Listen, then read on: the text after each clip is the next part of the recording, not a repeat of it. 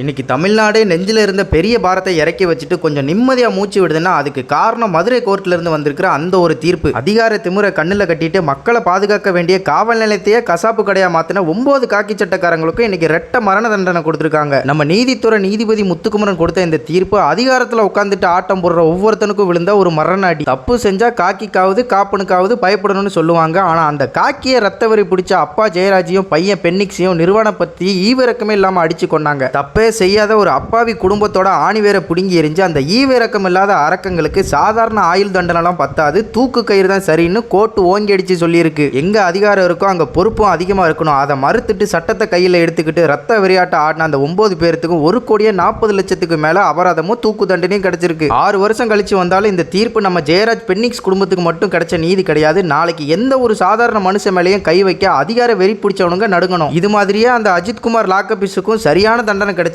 தமிழ்நாட்டில் இனி வர்ற புது காவல்துறையை கொஞ்சம் ஒழுங்கா இருப்பாங்க அப்படின்னு நான் நினைக்கிறேன். நீங்க என்ன நினைக்கிறீங்க?